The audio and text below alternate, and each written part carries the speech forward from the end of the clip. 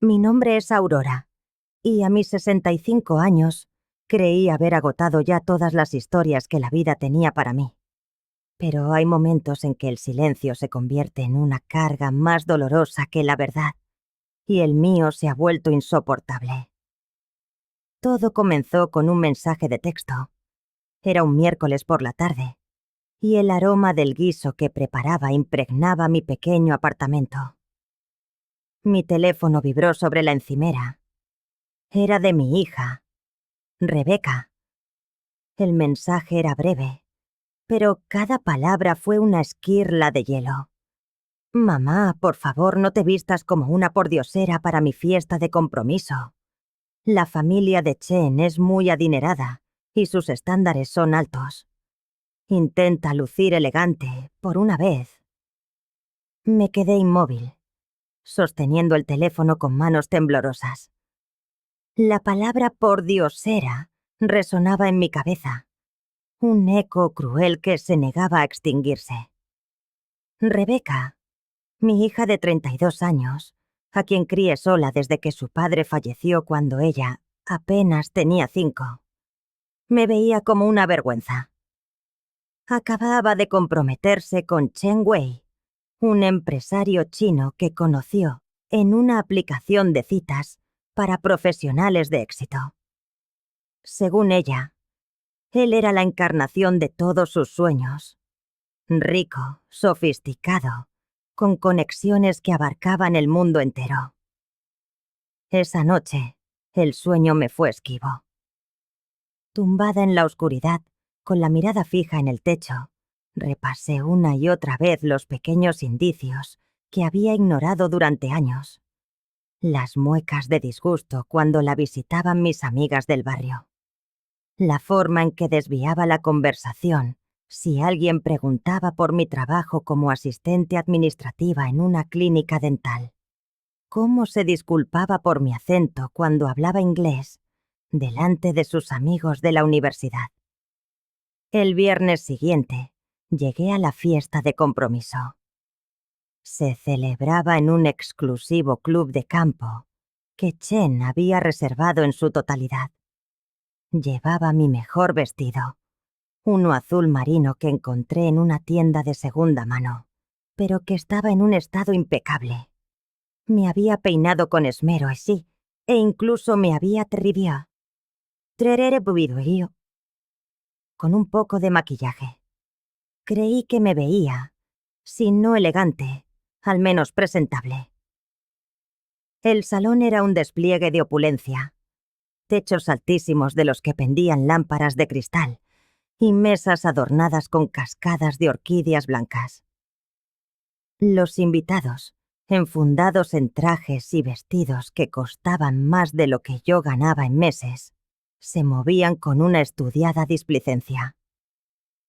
Busqué a Rebeca con la mirada y la encontré junto a Chen, radiante con un vestido de diseñador color champán. Cuando me acerqué, su sonrisa se tensó. «Mamá», dijo, dándome un abrazo tan rápido como formal. «Te ves bien». Chen me tendió la mano con una sonrisa perfectamente ensayada. Era un hombre atractivo, de unos 35 años, alto, y vestido con un traje que probablemente costaba el alquiler de mi apartamento por 3 meses. «Señora Aurora», dijo con un acento casi imperceptible. «Un placer conocer por fin a la madre de mi prometida». La primera hora transcurrió con una normalidad tensa. Rebeca me presentaba a algunos invitados simplemente como mi madre, omitiendo cualquier detalle sobre mi vida. Yo sonreía, mantenía conversaciones triviales y sentía sobre mí miradas discretas que evaluaban mi vestido, mis zapatos, mi forma de hablar. Fue durante la cena cuando la farsa se desmoronó. Me habían sentado en una mesa lateral, lejos de la principal que ocupaban Rebeca y Chen. Aquello ya me había dolido, pero decidí ignorarlo. En un momento dado, Chen se acercó a saludar a los invitados de mi mesa. Al llegar a mi lado se inclinó como para hacer un comentario amable. Pero lo que susurró, en un mandarín fluido y con una sonrisa impoluta, no tuvo nada de cortés. «Mira cómo se viste esta vieja patética. Parece que ha sacado la ropa de la basura». El corazón se me detuvo. Los demás comensales, sin entender una palabra, sonrieron educadamente. Mantuve una expresión neutra, pero por dentro sentía el ardor de una bofetada. Chen continuó, su voz un murmullo solo para mí. «Rebeca está tan avergonzada de ella que me pidió que la sentara lejos. Fue inteligente por mi parte elegir a una mujer que entiende la importancia de las apariencias». Luego se irguió. Me dio una suave palmada en el hombro y dijo en inglés: «Disfrute de la cena, señora Aurora. Todo está delicioso». Se alejó, y yo me quedé allí, sintiendo cómo la sangre me subía al rostro. No era solo la crueldad de sus palabras, sino la certeza de que Rebeca había sido cómplice. Mi propia hija había conspirado para humillarme. Intenté comer, pero cada bocado me sabía a cenizas. Observaba a Rebeca reír en la mesa principal, ajena al dolor que acababa de infligirme. O tal vez no. Con los postres, Chen regresó. Esta vez, su comentario en mandarín fue aún más hiriente. «La vieja ni siquiera puede permitirse ropa decente. Rebeca me dijo que limpiaba oficinas. ¡Qué vergüenza para la familia!». Yo no limpiaba oficinas. Evidentemente, esa era la versión que mi hija le había contado. Mi trabajo, aunque modesto, era honrado. Pero para Rebeca, incluso eso era demasiado humilde para admitirlo. El dolor que sentí en ese instante fue distinto a todo lo que había conocido. No era solo humillación. Era la traición en su estado más puro. La niña por la que había sacrificado todo me había reducido a una mentira vergonzante. Cuando por fin pude marcharme, Rebeca me despidió con otro abrazo fugaz. «Gracias por venir, mamá. Que te comportaras bien significa mucho para mí». Conduje a casa en un silencio absoluto, con las manos temblando sobre el volante. No sabía entonces que aquella noche era solo el preludio de algo mucho más oscuro. Al llegar, me serví una taza de té, pero el temblor de mis manos casi la hizo añicos. Me senté en mi pequeña sala, rodeada de fotografías de Rebeca, y por primera vez en años, dejé que los recuerdos me anegaran. Su padre, Miguel, el amor de mi vida, murió en un accidente de construcción cuando ella apenas empezaba a caminar. El seguro me dio $20,000, una fortuna que se evaporó entre el funeral y las necesidades de una madre soltera. Decidí que Rebeca tendría las oportunidades que yo nunca tuve. Llegué a tener 3 empleos a la vez: recepcionista de día, limpiadora de noche y niñera los fines de semana. Rebeca creció viendo a una madre siempre cansada, siempre corriendo, pero nunca comprendió que cada gramo de mi energía era para ella.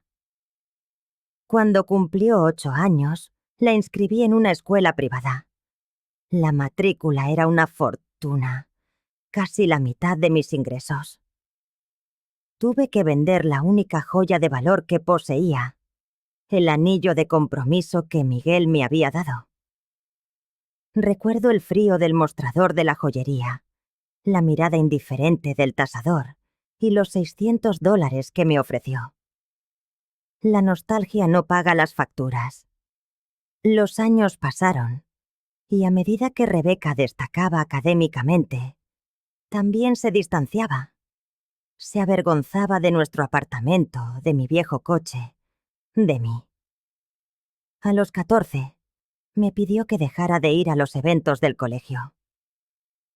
«Las otras madres son diferentes, mamá», me dijo con esa crueldad inconsciente de la adolescencia. «Tú no encajas. El golpe más duro llegó a sus 16 años. Para financiar un programa de intercambio en Francia, que ella consideraba esencial, vendí la pequeña casa que había heredado de mi madre. Lo único que me quedaba de mi familia. Lo hice por una fracción de su valor porque necesitaba el dinero con urgencia. Rebeca nunca preguntó de dónde había salido. Ahora, sentada en mi sala tras la humillación de la fiesta, comprendí que había estado ciega. La niña a la que le había dado todo se había convertido en una mujer capaz de participar en mi degradación pública, y el hombre con el que iba a casarse ocultaba secretos que yo, ahora, estaba decidida a desenterrar. Los días siguientes fueron una neblina de dolor y resolución. El martes, en lugar de ir a la clínica, me dirigí a la biblioteca pública. Le dije a la bibliotecaria que investigaba a un socio comercial y, con su ayuda, accedí a bases de datos y registros públicos. Lo que encontré me heló la sangre. El nombre real de Chen no era Wei, sino Weidong. No tenía 35 años, sino 38. Y lo más aterrador, había estado casado 2 veces antes. Ambos matrimonios con mujeres estadounidenses. Ambos terminados en divorcios que habían dejado a sus exesposas en la ruina. La primera, Sarah Mitchell, una enfermera de Seattle. Según los documentos, Chen Nak la había convencido de usar su apartamento como garantía para una inversión que resultó ser un fraude. La primera esposa había perdido su casa, arrastrada a la bancarrota. La segunda, Jennifer López, una maestra de San Diego, vio cómo su matrimonio se desvanecía en apenas 18 meses, tiempo suficiente para que Chen vaciara sus cuentas de ahorro y su fondo de jubilación. Cuando Jennifer comprendió la magnitud del desastre, Chen ya se había esfumado con casi $50,000. Pero el engaño era más profundo. La empresa de importación de Chen era una fachada. Los registros financieros revelaban una actividad comercial casi inexistente. Su BMW era alquilado, no de su propiedad. El lujoso apartamento en el que vivía también era un alquiler, y los recibos mostraban un historial de pagos atrasados. Mi pulso se desbocó al encontrar algo todavía más inquietante. Un expediente de inmigración de 2019. Chen había sido investigado por fraude matrimonial, aunque nunca llegó a ser acusado formalmente. El caso se cerró cuando su segunda esposa, probablemente agotada y sin recursos para una larga batalla legal, decidió no presentar cargos. Imprimí cada página, cada prueba, y conduje directamente al apartamento de Rebeca. Tenía que mostrarle la verdad antes de que fuera demasiado tarde. Usé la llave de emergencia que me dio hace años, cuando se mudó, y la ayudé a desempacar cajas que contenían sus sueños. Su coche no estaba en el aparcamiento. Entré llamándola, por si acaso. El apartamento estaba en silencio, pero una extraña quietud me recibió. En medio del salón, varias cajas de mudanza esperaban, selladas y listas. Sobre la mesa de centro, una pila de documentos me heló la sangre. Eran formularios de transferencia bancaria, solicitudes de préstamos utilizando el apartamento de Rebeca como aval, y lo más aterrador, un poder notarial que le cedía a Chen el control total de sus finanzas en caso de SOS, de emergencia. Me dejé caer en el sofá, temblando mientras mis ojos recorrían cada línea. Chen no solo repetía el patrón de sus matrimonios fallidos. Lo estaba perfeccionando. Había convencido a Rebeca de que debían consolidar sus bienes para la boda, para su futuro juntos. Fue entonces cuando el sonido de una llave girando en la cerradura me sobresaltó. Oculté rápidamente los papeles que había impreso y traté de adoptar una postura casual justo cuando Rebeca entraba. Mamá, dijo sorprendida. ¿Qué haces aquí? Tenemos que hablar, mija, respondí, usando esa palabra que no pronunciaba desde que era una niña. Es sobre Chen. Su rostro se endureció al instante. Si has venido a criticarlo otra vez... No he venido a criticar, la interrumpí, con la voz firme. He venido acá a advertirte. Hay cosas que necesitas saber. Le entregué los documentos. Su rostro fue perdiendo color a medida que leía sobre los matrimonios anteriores, sobre las mujeres estafadas, sobre la verdadera y precaria situación financiera de su prometido. Esto no puede ser verdad. Musitó, pero su voz sonaba hueca, sin convicción. Rebeca, mira a tu alrededor, dije señalando las cajas. ¿Cuándo pensabas mudarte? ¿Y qué son todos estos papeles? Guardó silencio por un largo instante. Y entonces, para mi horror, dejó caer los documentos al suelo y me miró con una furia helada en los ojos. ¿Sabes qué, mamá? Aunque todo esto fuera cierto, no me importaría. ¿Cómo puedes decir algo así? Porque prefiero arriesgarme con él a terminar como tú, espetó. Sus palabras fueron un cuchillo que me atravesó el alma. Prefiero la posibilidad de una vida mejor a la certeza de una vida mediocre. Me quedé sin aire. Mi propia hija acababa de decirme que prefería ser estafada a vivir una vida como la mía. Chen me ha prometido que viajaremos, que conoceré Asia, que tendré la vida que siempre soñé. Y aunque sea mentira, aunque solo dure un año, será mucho más de lo que tú jamás pudiste darme. Rebeca, susurré, sintiendo el impacto físico de sus palabras. Todo lo que he hecho ha sido por ti. Lo que tú hiciste, dijo con desdén, fue limitarme. Me criaste para conformarme con poco, para agradecer las migajas. Chen me hace sentir que merezco el banquete completo. Caminó hacia la puerta y la abrió de par en par. Quiero que te vayas. Y no te quiero en mi boda con tus teorías conspiranoicas. ¿Ni siquiera vas a enfrentarlo con esta información? Rebeca soltó una risa amarga. ¿Enfrentarlo? Ya lo sabía, mamá. Me lo contó todo. Me dijo que fueron mujeres que no supieron entenderlo, que no estuvieron dispuestas a arriesgarlo todo por amor. El suelo pareció desaparecer bajo mis pies. ¿Tú ya lo sabías? Sabía lo de Sara y Jennifer. Sabía que no es tan rico como aparenta. Sabía que esto podría ser temporal, admitió encogiéndose de hombros. Pero también sé que contigo la mediocridad sí está garantizada. Me levanté sintiendo que había envejecido 10 años en 10 minutos. ¿Y yo qué?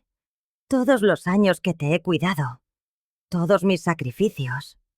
Tú elegiste hacer esos sacrificios, respondió con una frialdad cortante. Nadie te pidió que vendieras la casa de la abuela. Nadie te obligó a tener 3 trabajos. Fueron tus decisiones.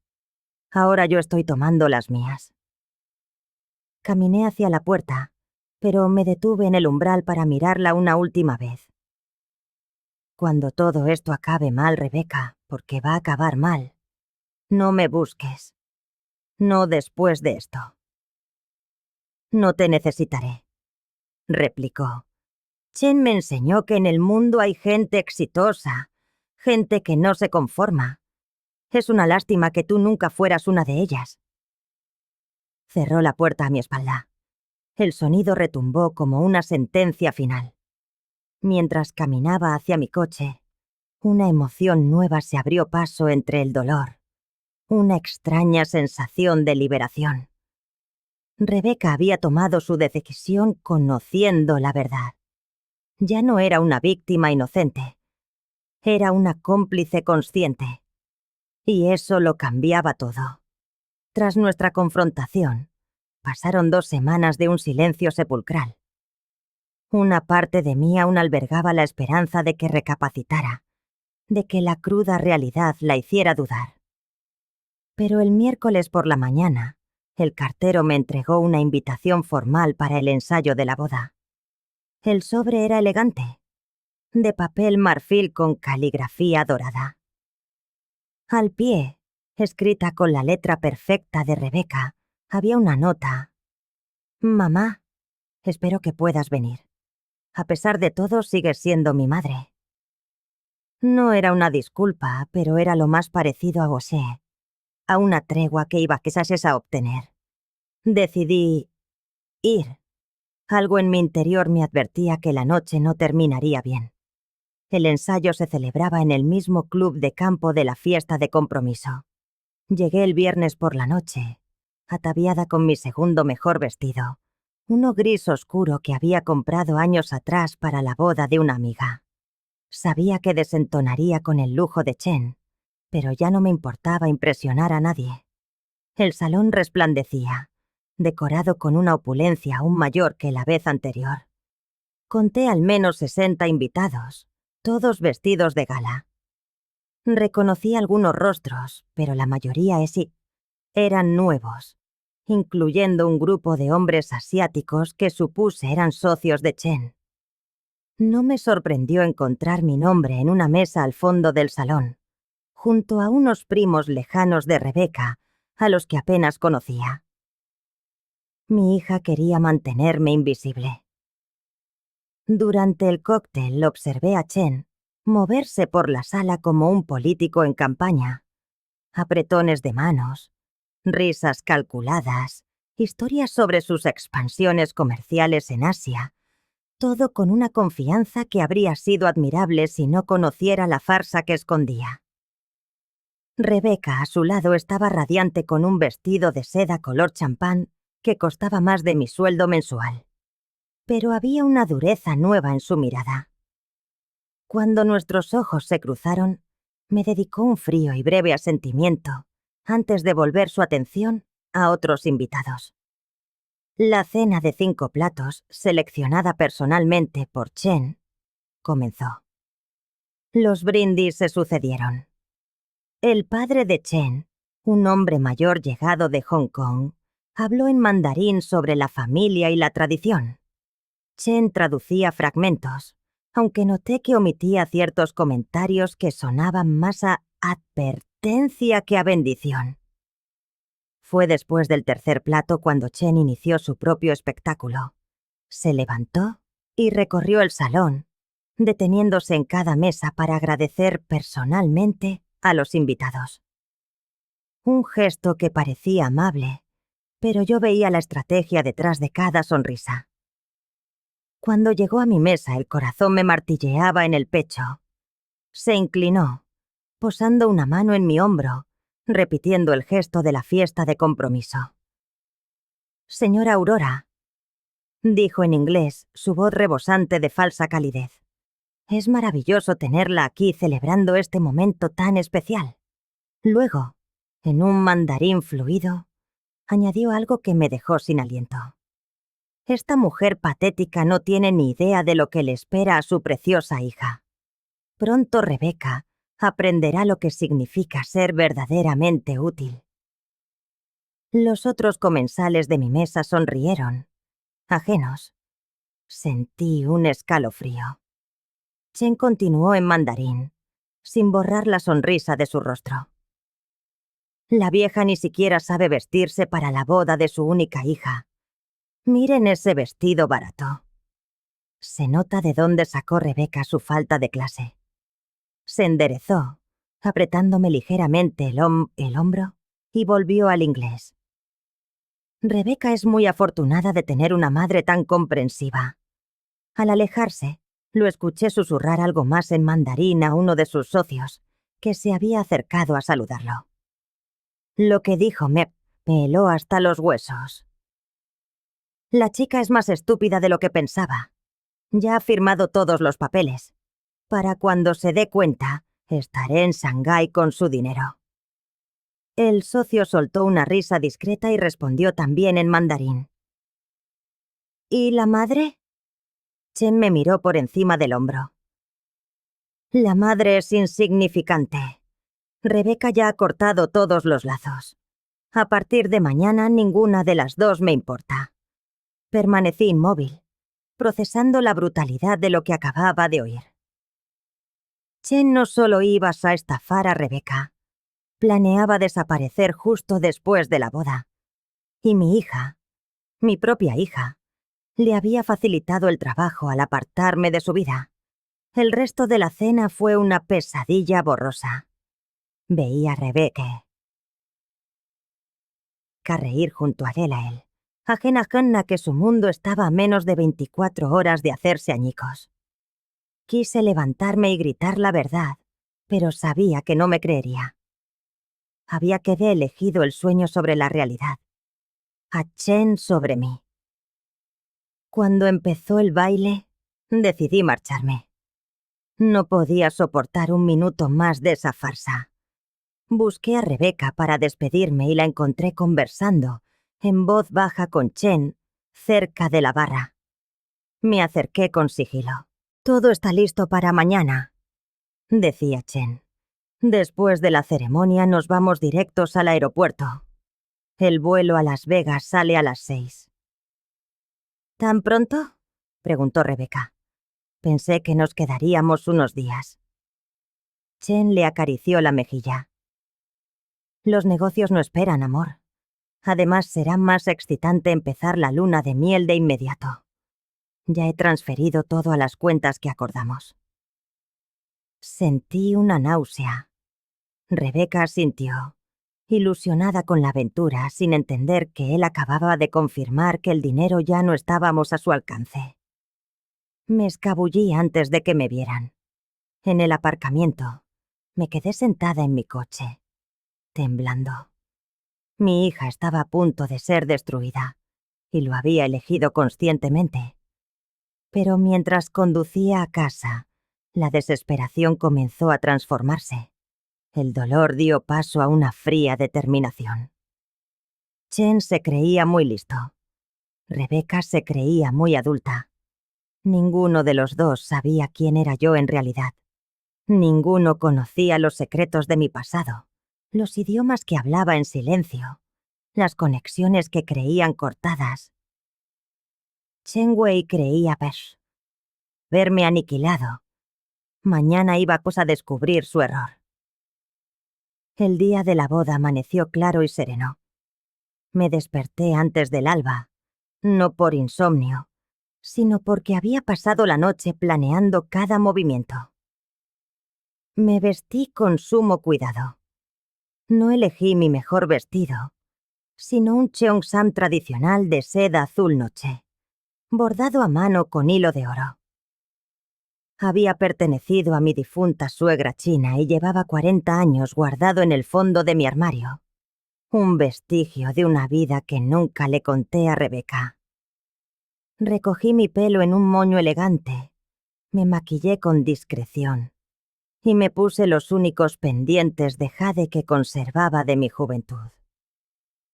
Al mirarme al espejo, no vi a Aurora, la madre soltera y trabajadora. Vi a Aurora Mai Lin Chang, la joven que creció en Chinatown, que aprendió mandarín de las ancianas del barrio mientras criaba sola a su hija. La ceremonia era a las 4 en los jardines del club. Llegué temprano, no para ayudar, sino para ocupar mi posición. El jardín parecía una ensoñación arrancada de las páginas de una revista. Arcos de flores níveas se curvaban sobre hileras perfectas de sillas doradas, todas orientadas hacia un altar que desbordaba de orquídeas y peonías. Los invitados comenzaron a congregarse pasadas las 3:30. Desde la distancia, observé a Chen, impecable en su esmoquín hecho a medida, recibir a cada grupo con una sonrisa ensayada. Su padre Yong-ho y un contingente de parientes de Hong Kong ocuparon las primeras filas a la derecha. A la izquierda, los pocos familiares que nos quedaban, a Rebeca y a mí, parecíamos islas perdidas en un mar de socios de negocios y amigos adinerados de Chen. A las 4:10, una limusina blanca se deslizó hasta la entrada. De ella ya emergió Rebeca. Su vestido era una obra de arte, encaje francés que se ceñía a su cuerpo. Una cola de 4 metros que se derramaba sobre la hierba y un velo catedralicio cuyo precio superaba mis ingresos de medio año. Mientras la ayudaban a salir, escudriñé su rostro en busca de una fisura, un atisbo de duda, la más mínima señal de arrepentimiento. No hallé nada. Sus ojos refulgían con una aleación de triunfo y determinación. La ceremonia dio comienzo con puntualidad británica a las 4. El oficiante, un juez contratado por Chen para la ocasión, inició su discurso con las palabras tradicionales sobre el matrimonio.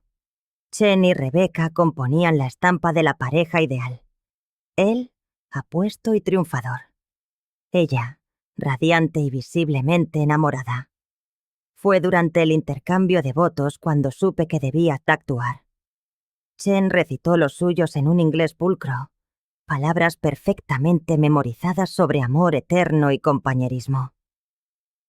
Cuando llegó el turno de Rebeca, su voz se alzó para declamar lo que a todas luces era un guión, un monólogo sobre cómo Chen había transformado su vida. En ese instante, me puse en pie. El movimiento fue lo bastante brusco como para captar la atención de los invitados más cercanos. El oficiante guardó silencio. Chen frunció el ceño, una mueca de pura irritación, y Rebeca me lanzó una mirada que mezclaba la sorpresa con el enojo. «Disculpe», dijo el oficiante con cortesía profesional. «¿Ocurre algún problema?» Avancé con lentitud hacia el altar. El eco de mis tacones sobre el sendero de piedra marcaba el ritmo de un corazón desbocado. Con cada paso, más cabezas se giraban en mi dirección. La tensión crecía, palpable como la humedad del aire. «Sí», dije, mi voz clara y firme. «Hay un problema muy grande». Chen se irguió, su máscara de serena perfección comenzando a agrietarse. «Señora Aurora, este no es ni el momento ni el lugar». Lo interrumpí, dirigiéndome a él en un mandarín perfecto, con una pronunciación tan nítida como la de un nativo. «Chen Weidong, creo que este es exactamente el momento y el lugar para que todos sepan quién eres en realidad». El efecto fue instantáneo, demoledor. El color huyó del rostro de Chen, dejándolo con la palidez cerúlea de quien ha visto un fantasma. Su padre se enderezó en su asiento, estupefacto al escuchar a la madre de la novia hablar su lengua con semejante fluidez. Sus colegas asiáticos intercambiaron miradas de perplejidad. «¿Cómo?», murmuró Chen en mandarín, completamente desarmado. «¿Que cómo sé tu idioma?», continué en la misma lengua, mi voz cargada con el peso de décadas de dolor contenido. Viví en Chinatown durante 15 años. Trabajé para familias chinas, aprendí sus costumbres, hablé su idioma cada día, algo que mi hija jamás supo, porque nunca se molestó en preguntar por mi pasado. Me volví hacia los invitados, alternando entre el inglés y el mandarín para que nadie se perdiera un detalle. «Este hombre no es quien dice ser. Su verdadero nombre es Chen Weidong. Tiene 38 años, no 35, y ya se ha casado 2 veces». Un murmullo de asombro recorrió a la multitud. Rebeca me miraba con la boca entreabierta, incapaz de procesar la escena. Continué en mandarín, mi mirada fija en Chen. «Anoche te oí decirle a tu amigo que después de hoy volarías a Shanghái con el dinero de mi hija». También dijiste que yo era insignificante, que ninguna de las dos te importaba. Chen comenzó a retroceder, pero yo seguí avanzando. También te escuché asegurarle a Rebecca que habías transferido todo a las cuentas que acordasteis. ¿Qué cuentas, Chen? ¿Las que están a tu nombre en bancos de los que ella nunca ha oído hablar? Su padre se levantó de un salto, visiblemente alterado. En mandarín, le gritó. ¿Qué significa esto? ¿Es verdad lo que dice esta mujer? Chen intentó recomponerse. Papá, es un malentendido. No hay ningún malentendido. Lo atajé.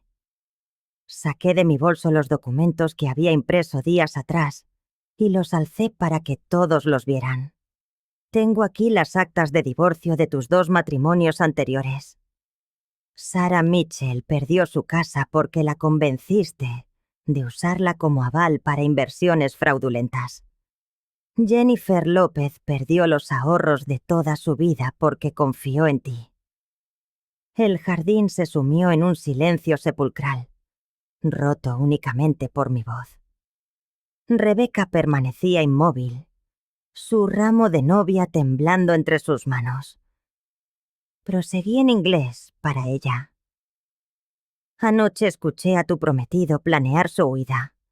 Tiene un vuelo a Las Vegas esta misma noche, pero no es para vuestra luna de miel.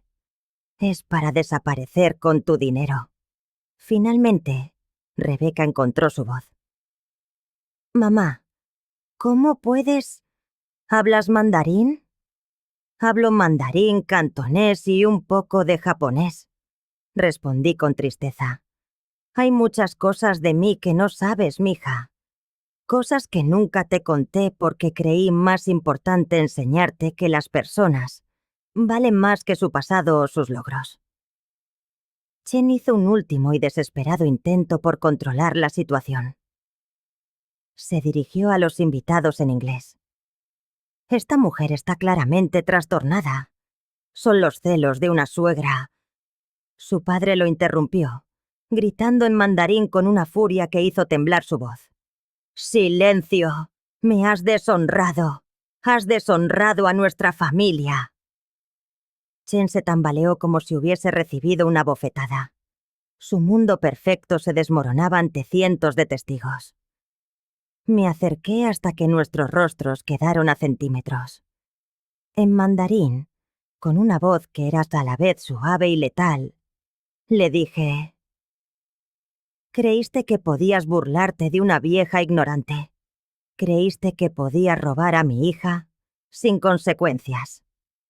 Te equivocaste». Chen abrió la boca para responder, pero no le salieron las palabras. Entonces, para mi sorpresa y la de todos, sus ojos se pusieron en blanco y se desplomó sobre el altar decorado. El caos estalló. Los invitados se pusieron en pie, algunos gritando, otros corriendo hacia Chen. Su padre se cubría el rostro con las manos, murmurando lo que sonaban como disculpas o maldiciones. Pero yo solo tenía ojos para Rebecca, mi hija, de pie en medio de la vorágine, con su hermoso vestido de novia, comprendiendo al fin la magnitud de lo que había perdido. No solo el dinero, no solo el matrimonio, sino la relación con la única persona que la había amado de forma incondicional. Nuestras miradas se cruzaron durante un instante largo y doloroso. Luego, sin mediar palabra, me di la vuelta y caminé hacia la salida, dejando atrás no solo una boda en ruinas, sino 40 años de sacrificios ignorados y amor no correspondido. Los días que sucedieron a la boda fallida transcurrieron en una bruma extraña, una mezcla de silencio denso y caos distante. El teléfono sonaba sin cesar con llamadas que no atendía. Primero Rebecca, luego parientes lejanos presentes en la ceremonia y, finalmente, reporteros locales que habían olido el escándalo. Desconecté el teléfono fijo y silencié el móvil. El miércoles por la mañana, 5 días después, alguien llamó a mi puerta. Por la mirilla vi a Rebeca. Vestía con su elegancia habitual. Pero unas ojeras profundas ensombrecían su rostro y su cabello carecía de su perfección habitual. A sus pies, una pequeña maleta. Abrí la puerta, pero no la invité a entrar. «Mamá», dijo, con la voz rota. «Tenía razón. En todo». Lo sé. Se quedó inmóvil en el umbral, esperando algo más de mí. Pero yo ya no tenía nada que darle.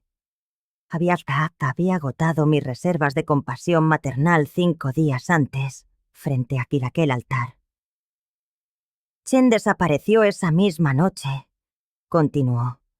Tomó un vuelo, pero no a Las Vegas. Directo a Hong Kong. Se lo llevó todo, mamá. Todo lo que tenía. Todo lo que había ahorrado. Hasta las joyas que me regaló eran falsas.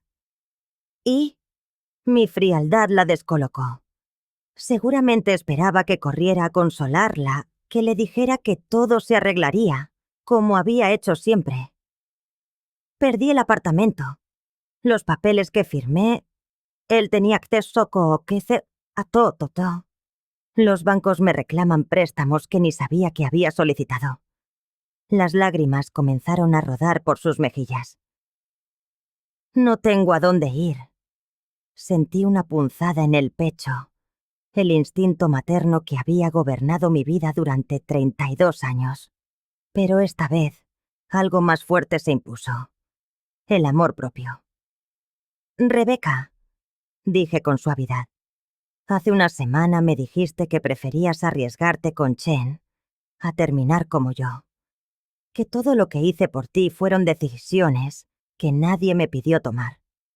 Que preferías la posibilidad de una vida mejor a la certeza de una vida mediocre como la mía».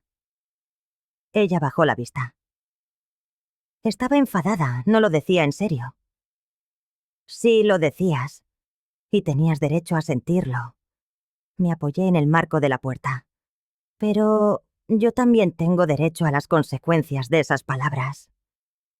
«Mamá, por favor, soy tu hija». «Eres mi hija», asentí.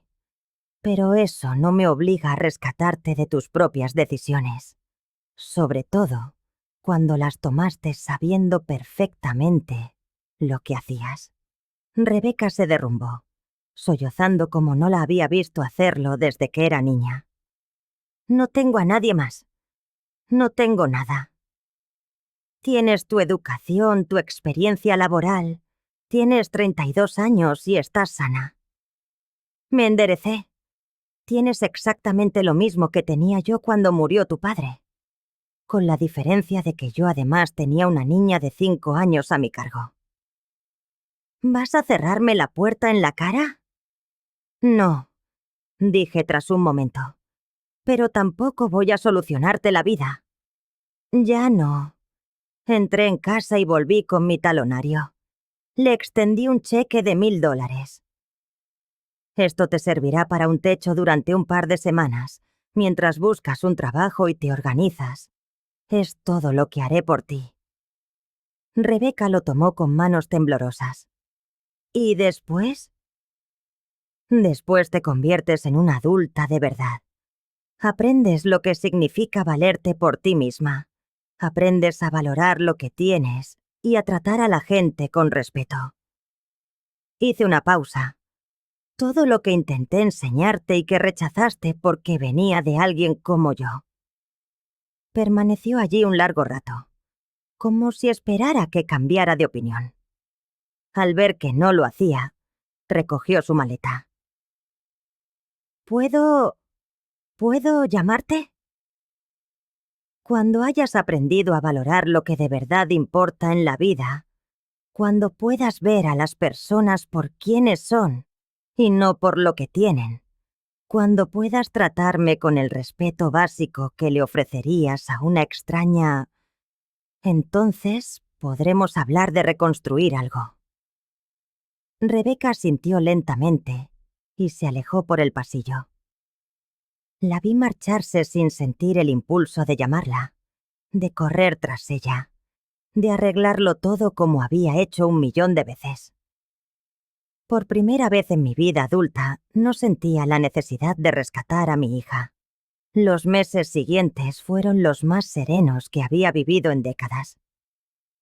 Liberada de las constantes demandas emocionales y económicas de Rebeca, descubrí que tenía tiempo y energía para cosas que había olvidado que me gustaban. Empecé a tomar clases de tai chi. Volví a leer novelas por puro placer. Cultivé un pequeño jardín de hierbas aromáticas en mi balcón. También tomé una decisión importante sobre mi trabajo. Mis habilidades, nunca valoradas, incluían el dominio de 3 idiomas, conocimientos básicos de contabilidad y décadas de experiencia. Solicité un puesto de coordinadora cultural en el hospital universitario para ayudar a familias inmigrantes a navegar el sistema médico. No solo me contrataron, sino que me ofrecieron un salario, un 30% superior.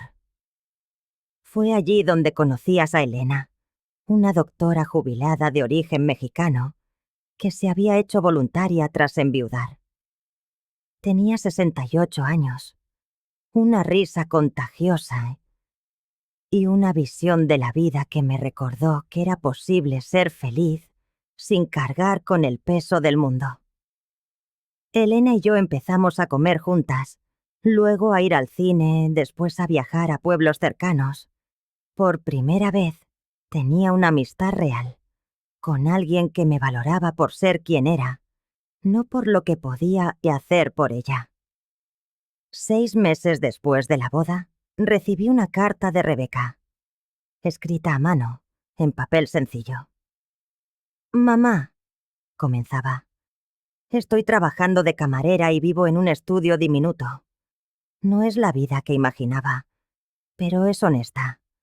Estoy aprendiendo lo que cuesta ganar cada dólar y a no dar por sentadas las cosas que importan. Sé que no merezco tu perdón, pero quiero que sepas que por fin lo entiendo. Entiendo tus sacrificios, el valor de lo que me diste y por qué tuviste que cerrarme la puerta. Fuiste la primera persona que me obligó a enfrentar las consecuencias de mis actos. No te pido que me rescates. Solo quiero que sepas que la mujer que yo consideraba una vergüenza era en realidad la persona más fuerte, sabia y valiosa que he conocido. Siento haber tardado tanto en darme cuenta». Leí la carta 2 veces y la guardé. No era una disculpa completa, pero era un comienzo. Y lo más importante, no era una petición de ayuda, sino un reconocimiento. 1 año después de aquel día terrible, estaba en mi nuevo apartamento, más grande gracias a mi mejor sueldo, preparando té para Elena antes de ir a una exposición de arte. Sonó el teléfono. Por primera vez en meses, era Rebeca. «Hola, mamá», dijo. Su voz sonaba más madura de lo que recordaba. «¿Tienes tiempo para hablar?» «Tengo tiempo», respondí. «He estado yendo a terapia». Me contó, aprendiendo por qué tomaba las decisiones que tomaba, por qué era tan cruel contigo, por qué necesitaba menospreciar tu vida para sentir que la mía valía algo. La escuché hablar de su trabajo, de cómo había empezado a ahorrar, de las amigas que la querían por su forma de ser. «¿Crees?» preguntó finalmente, «¿que algún día podríamos comer juntas? Sin que tengas que arreglar nada en mi vida y sin que yo critique la tuya. Solo como 2 adultas que se respetan». Mi mirada se perdió en el jardín comunitario, ese rincón donde había empezado a cultivar verduras junto a los demás vecinos. En ese instante, vi a Elena subir las escaleras, cargada con un ramo de flores frescas del mercado. Pensé en la vida que me había forjado. tranquila pero plena, sencilla pero auténtica. Sí, le respondí a mi hija. Creo que eso me gustaría. Cuando colgué, no me invadió esa mezcla familiar de esperanza y temor que solía envolverme tras cada conversación con Rebeca. En su lugar sentí algo nuevo. La serena satisfacción de una mujer que por fin ha comprendido la diferencia entre ser madre y ser mártir. Me había llevado 66 años aprender que el amor verdadero a veces consiste en decir no, que el respeto no se exige, se gana, y que nunca es demasiado tarde para empezar a vivir la vida que mereces, incluso si para ello debes soltar las versiones idealizadas de quienes amas, aquellas que solo habitan en tu imaginación. Por primera vez en décadas, estaba viviendo para Aurora, no para ser la madre perfecta de nadie. Y estaba descubriendo que Aurora, la verdadera, era una mujer a la que de verdad valía la pena conocer.